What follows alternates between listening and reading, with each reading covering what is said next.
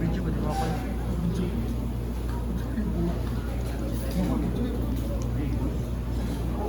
Kamu na ba?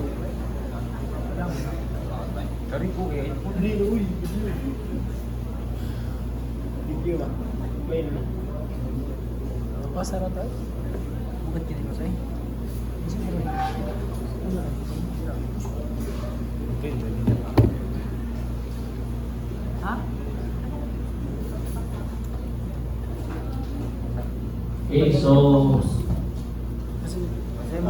please open sa Okay, so before we start, no, we will have to make a simple framing plan. So just imagine this is second floor. Huh? So as you will see, we have floor plan, and let us consider this as second floor. So we have columns, no, at the corners. So we have columns, and nasa tayo column lagi sa tunga, no? Or kanilang corners itong butang. And we'll just have it as the dimension is 7 by, let's just make it 7 by 5. 7 meters by 5 meters. Okay? Okay, and then the height of the column from ground floor to second floor, butang mo mga 3 meters, no? And then from second floor to roof, mga 2.5.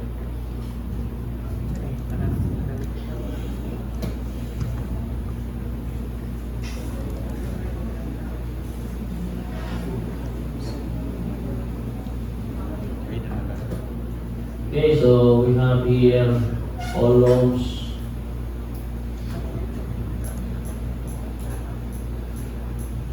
Yeah, we have beam, no? This is second floor framing plan, huh?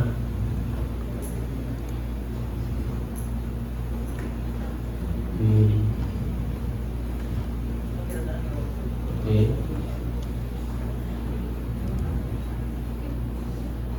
And we will put intermediate beam, no? Intermediate. Okay, so ground floor to second floor.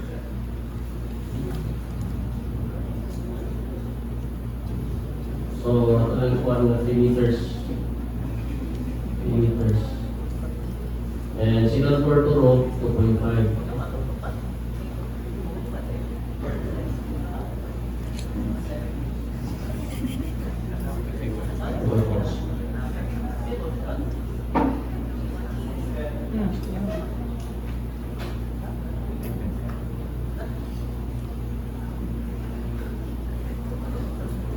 Pila to?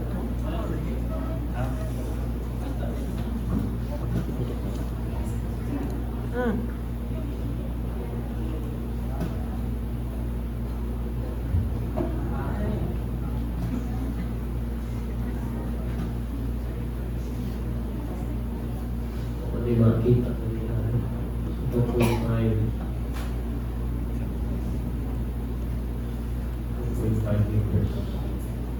Okay, so ito lang ikuhan. This is 7 meters. Yeah, can you see ano pa kanina is 5 meters. Okay? So, open start. Okay, so as you see, same time, no? So, new, and before the new, we will configure the settings, no? So, click the configure. Okay? So, this is our default setting, no? Sa itong gamiton settings na yun, no? Okay? So, at first, the language is English. And the base unit, since we are in the Philippines, metric itong gamiton. So, click metric. Okay? And then for global axis, Y up. Then this personalized application, it depends on your personal no? Preferences. So you have diagram background, grano black. So I prefer white, and for the theme, it depends on you. No? Kung sa iyo ang theme. No? So clicking here options, so as is. So file format as is. So kini design code is kung mag-design ta. But here in our STAAD, we're focusing on the analysis. Okay, if we can get the moment, the shear, kung ano lang ta, maka-design naman ta, no? Maka-design naman ta if we can get the moment, the shear, no? Okay, so in our practice, di ba, na may design ko din STAAD, no? Pero hindi mo gamit na yung design sa STAAD, hindi pa rin siya SMRF. Kung ano naman ang ihatag design based on ordinary frame. No? So in our practice, gamit ba itong RCDC? Among i-import or export going to RCDC ang STAAD. No? But in your case, kung ako RCDC, you can just use your Excel program. No? Pwede mo mag-program based sa itutulog sa inyong teacher na RCD or yung reinforcement concrete design. Given moment to get the number of bars, given shear to compute the spacing of stirrups, and so on. And for the columns, no, naman kaya na itong interaction diagram, given the action and the moment, you can design for the column. And then follow the code for the special frame. So, ang lisod na yun, no? Ang lisod din sa analysis is, sa pag-design is kaning pag-analyze, no? How do you get moment? How do you get shear? No, kaya kung manual mo ka 3D, medyo lisod yun. Yung manual mo o compute ang moment due to earthquake, moment due to wind. Yeah, pila ka reactions na, no? Indeterminate. Maka-compute mo mano-mano na kanang frame using moment distribution method. Maayo man na, no? Master mo na moment distribution. At itong mga lateral force using portal method, cantilever method. No? So compute na compute sa yung moment. O, i-combine ninyo, no? Combination na ninyo ang 1.2 net load, 1.2 net load. But with the aid of the software, ma-compute na niya ang moment shear. Yan sa design, procedure lang naman ng design.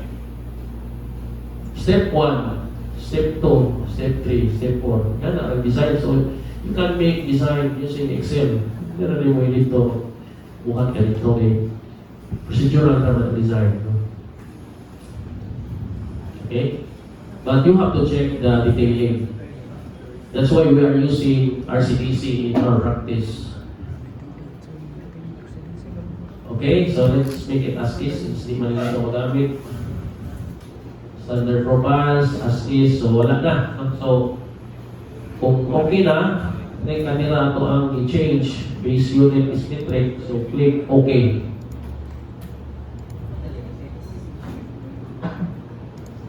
Okay, so dapat naka-metric to ha. No? So, i-click nyo ba ito, naka-metric na.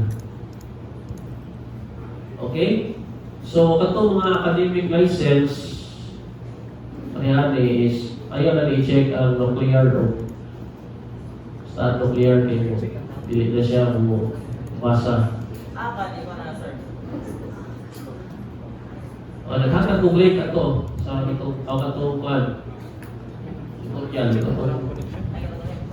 how do you get that academic license? Pwede mo makuha na. But if you have crack, pwede na. Okay, next is arin na sa new and then file name. Pwede sa usa na file name yung imutan, no? So let's say structural, two-story, any name will do. No?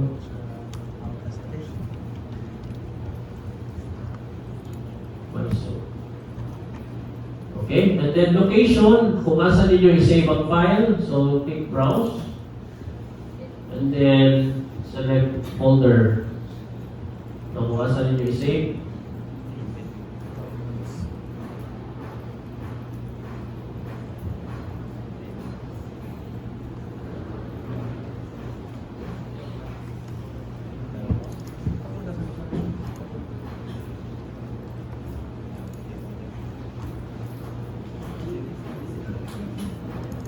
Okay, so click OK.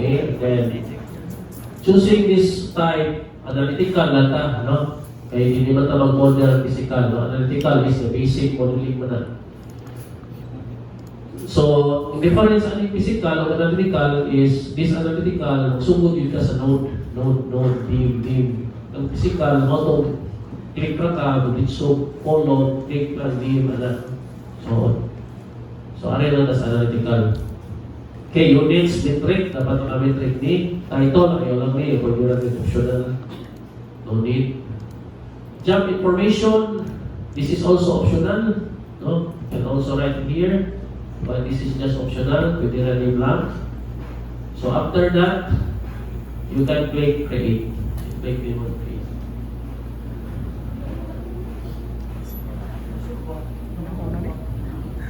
Okay, naka-open na mo? Yes, sir. Block mo na. Yes.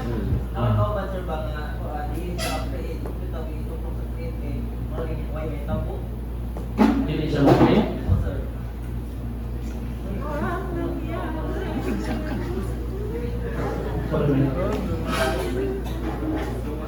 I-post.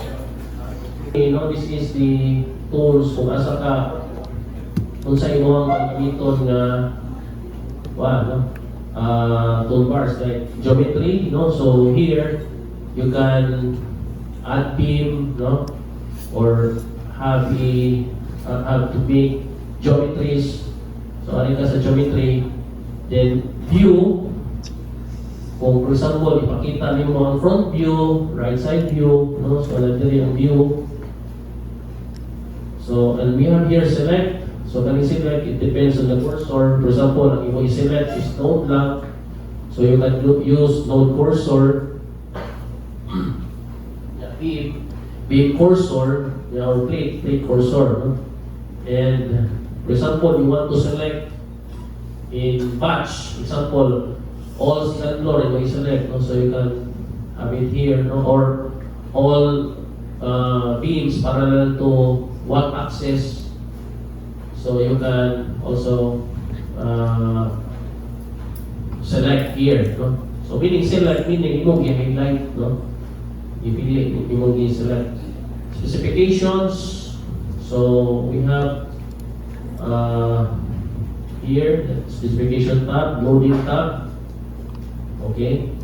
And we have analysis and design tab, and also we have utilities tab.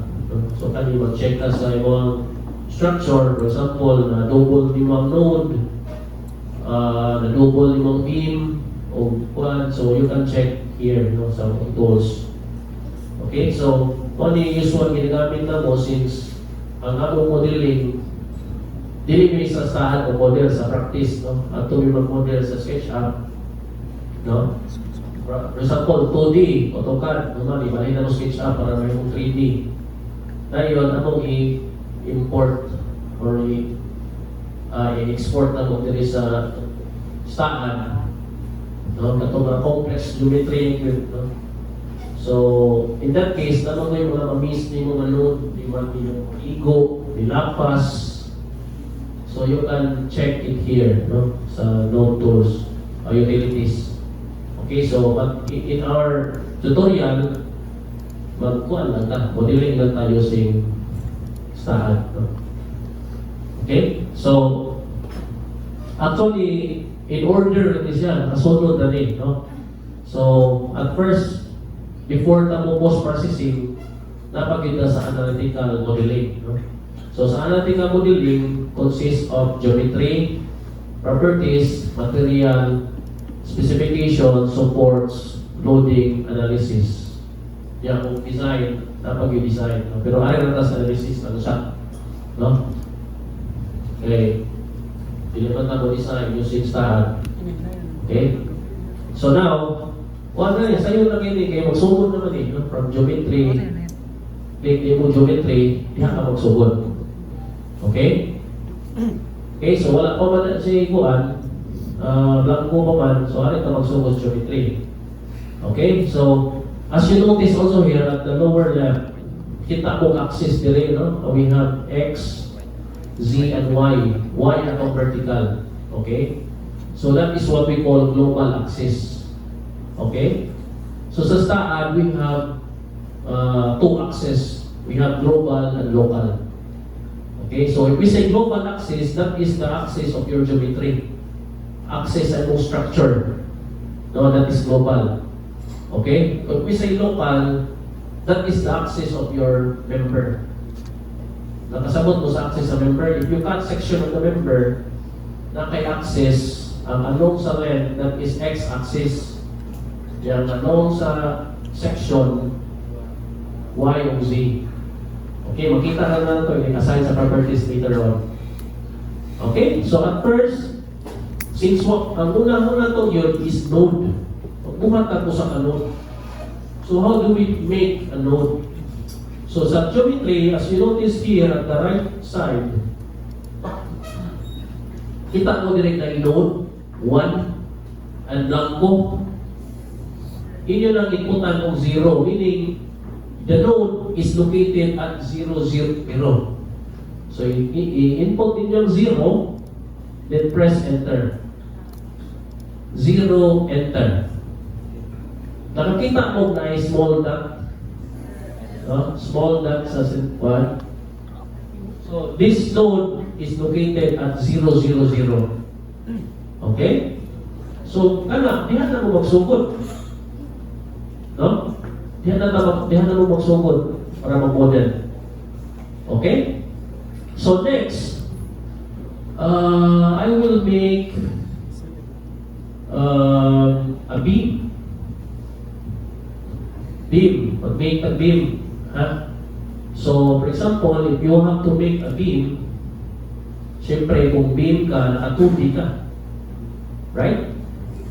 So, as you notice here, ang yung axis is naka-3D. No? So, para mahimo na siyang 2D, kung saan ang axis yung gamiton sa 2D? Kung tanong mas babaw? XZ. Dili, Y is vertical na Y. XZ. So, ang atong buhaton is maghimot ang framing, no, before sa column. Okay?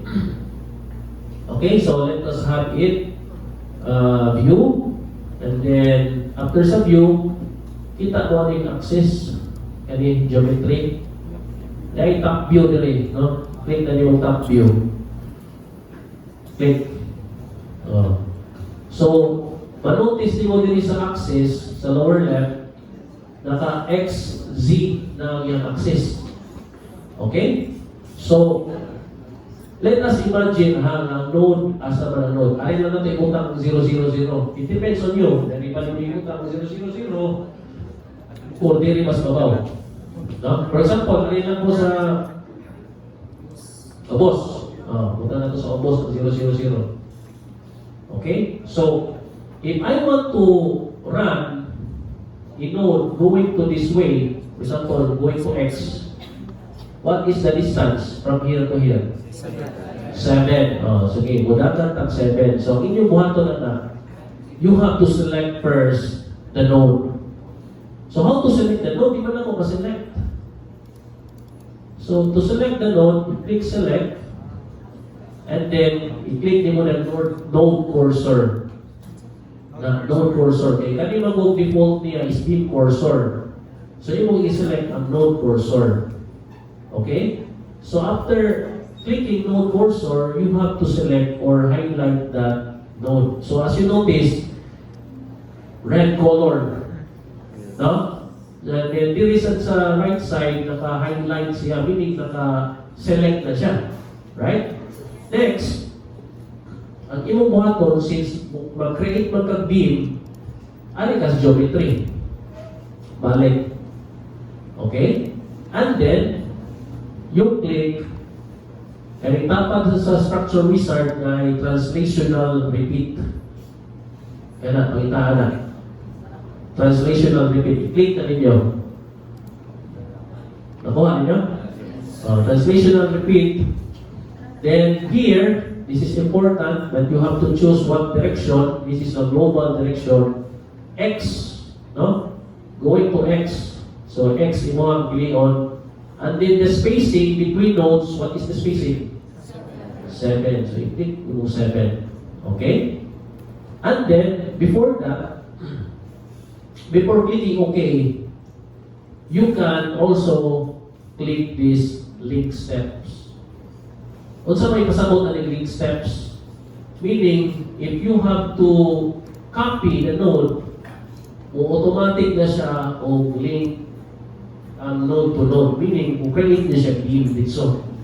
Kaya kung dili na niyo i-click, no drag mo, copy. No? So, yung link steps. And then click OK. Oh. So, nag-create na mo beam. Nanganin yun? Oh. So, ako gusto kung wala ito yung link steps, no? For example, makalimtan yung link steps, you can undo, ha? Control Z. For example, sa iyo po, Control Z, undo. Ha? Or kani.